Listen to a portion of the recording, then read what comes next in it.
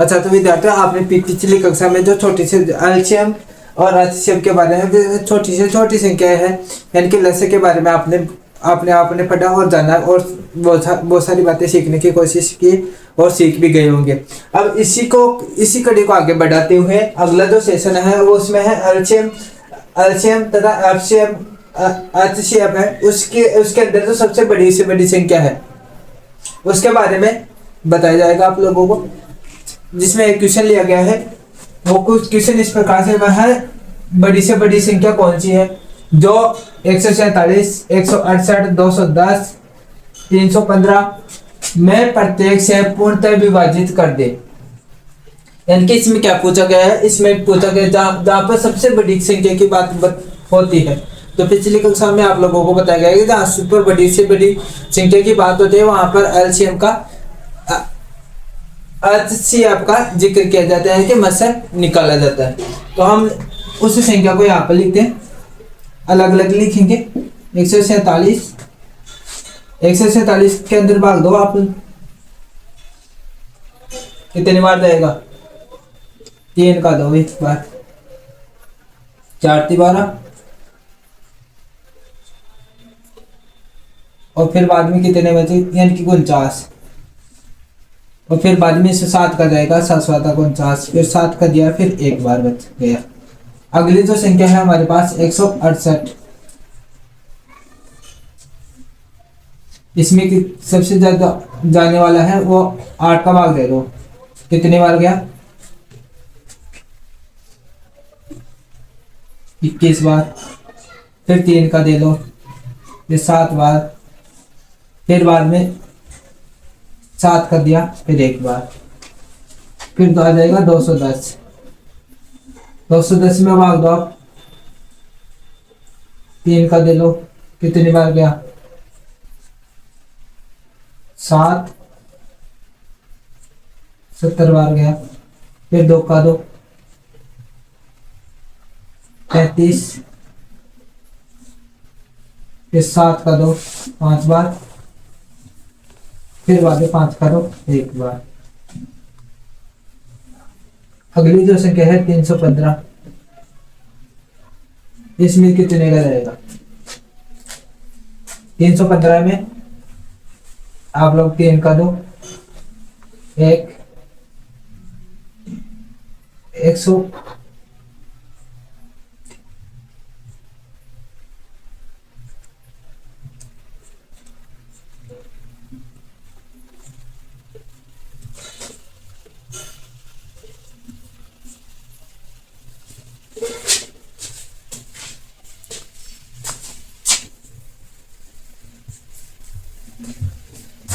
इसमें कितने का जाएगा?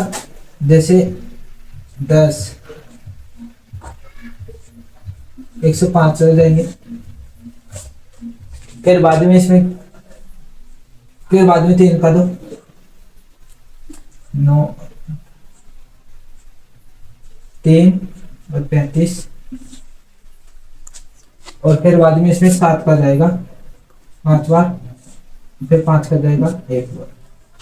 इस प्रकार से जो संख्या निकल के आती है,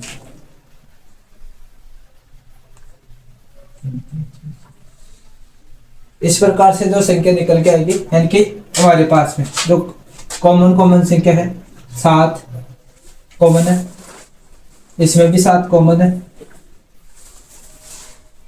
जो पर्टिकुलर पहली संख्या है हमारे पास में 3, तो यहाँ पर भी है, यहाँ पर भी है, यहाँ पर भी है और यहाँ पर भी है।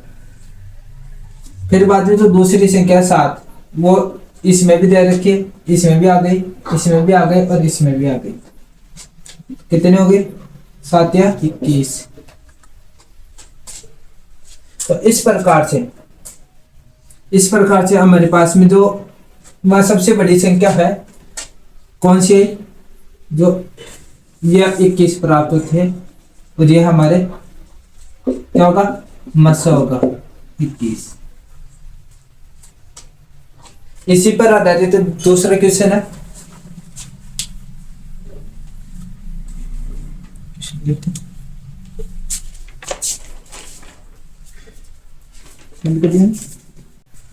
तो इसी प्रकार से अब आपके सामने दूसरा क्वेश्चन लेके आए हैं।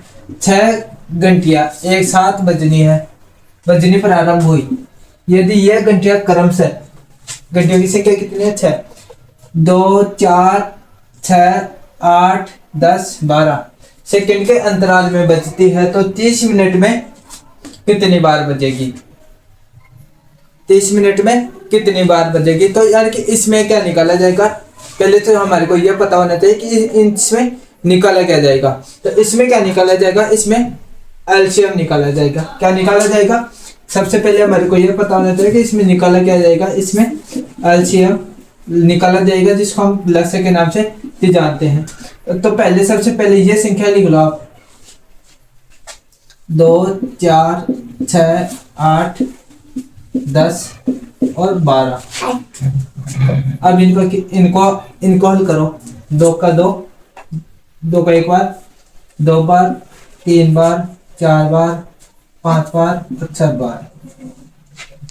फिर बाद में 2 से 2, 1 1, यहाँ पर 2, 3 में नहीं जाता, 5 में भी नहीं जाता और 6 का 3 बार हो जाएगा। फिर बाद में 2 का 2, 1 1 1, 3 का 3 रह जाएगा, 5 का 5 रह जाएगा और 3 का 3 रह जाएगा। फिर बाद में 3 का 2, 1 1 1 1, 5 में नहीं जा रहा और 3 का 1 हो जाएगा, 3 का 1 हो जाएगा। फिर बाद में हमारे पास है बच्चे कितने? 5, फिर 5 में 2 और 1 बार चला गया। इस प्रकार से हमारे पास में जो संख्या निकल कर आई वो कितने निकल गए? 2 इंटू 2 इंटू 2, इनके 3 बार 2 आ गए, इंटू 3 इंटू 5 कितने हो गए?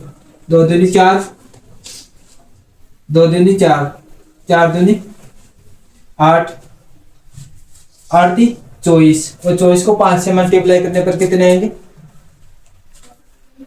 24 को 5 से मल्टीपल करने के लिए बाद में हमारे पास में आएंगे 20।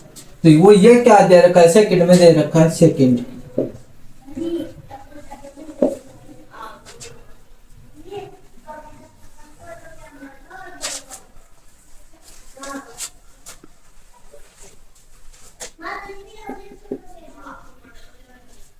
सेकंड। तो हम इसको मिनट में बदलते हैं तो कितने हो जाएगी? 2 मिनट। या हमारे पास में कितने होगी? 2 मिनट। फिर बाद में क्या है? अब हमारे पास में 30 मिनट के अंदर क्या होगा? 30 मिनट में कितनी बार बजेगी? यानी कि प्रत्येक 2 मिनट में 1 बार तो बजेगी, ये तो कंफर्म हो गया। फिर 30 मिनट के बाद में कितनी बजेगी? यानी कि अभी ये वाला आगे होगा 30 मिनट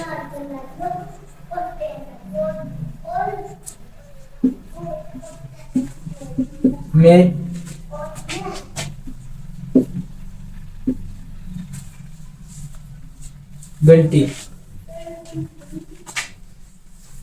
घंटियां बजेगी।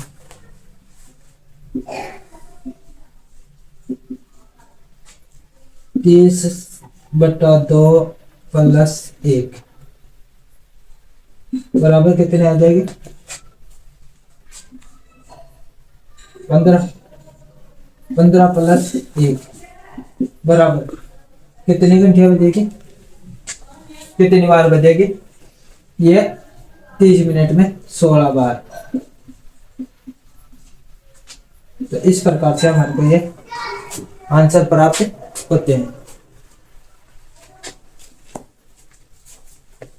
यानी कि ये इकट्ठी है, कितनी बार ये इकट्ठी बजेगी? यानी कि 16 बार है ये जो घंटियां बजेगी, ये 16 बार जब बजेगी तो एक साथ बजेगी। तो इस प्रकार से आपको ये क्वेश्चन समझ में आया होगा। एक बार उतार लो इसको। अगला क्वेश्चन इस प्रकार से, मापने की 3 छड़ें क्रमशः 64 सेंटीमीटर, 80 सेंटीमीटर तथा 96 सेंटीमीटर लंबी है। इनमें से कोई भी छड़ प्रयोग करके कम से कम किस लंबाई का कपड़ा पूर्ण संख्या में मापा जा सकता है। यानी कि क्या हमारे को इसमें इसी क्वेश्चन में निकालना क्या है, ये पहले हमारे को ये डिसाइड करना है। इस क्वेश्चन में निकालना कि तीन से देखो कि जो पिक्सल जो हमारे पास लंबाई दी गई है वो है, और फिर बाद में यानी कि किस लंबाई का कपड़ा पूर्ण संख्या में मापा जा सकता है, यानी कि पूर्ण रूप से विभाजित हो जाए। हमारे पास में संख्या दे रखी है और पर्टिकुलर हमारे को एक संख्या और निकालनी है।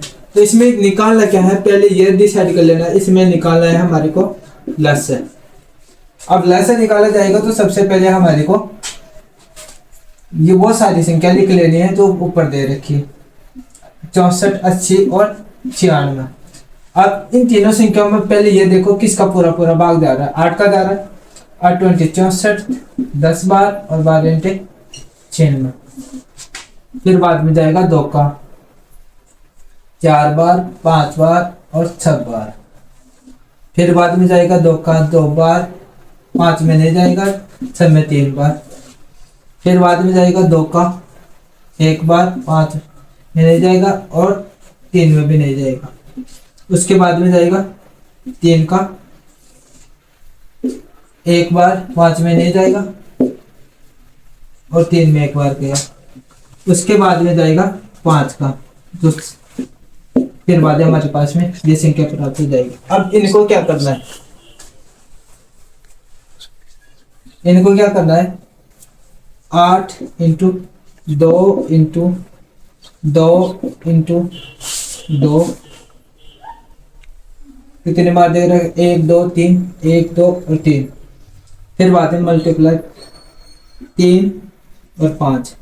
अब इनको मल्टीप्लाई करो, 5 × 15, 30, 30 दूना 60, 60 दूना 120।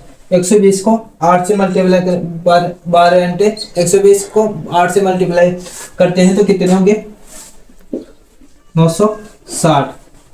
ये क्या किस में दे रखा है, सेंटीमीटर में ये दे रखा है। अब क्या पूछा गया है, किस लंबाई का कपड़ा होगा, तो ये 900 सेंटीमीटर रह जाएगी। और अगर हम उसको मीटर में बदलना चाहते हैं तो इसमें 1000 का भाग दे देंगे तो हमारे पास में हो जाएगा 9.60 सेंटीमीटर का कपड़ा, सेंटीमीटर कपड़ा। तो दोस्तों ये आप लोगों को ये हमारे पास में ये आंसर आ जाएंगे 9.60 सेंटीमीटर। दोस्तों ये वीडियो आपको अच्छा लगा, लाइक करें, शेयर करें, कमेंट करें, और इससे संबंधित अगले जो क्वेश्चन आप लोग सीखना चाहते हो तो कमेंट बॉक्स में लिख के भेजो क्वेश्चन, मैं आपको हल करके बताऊंगा। धन्यवाद।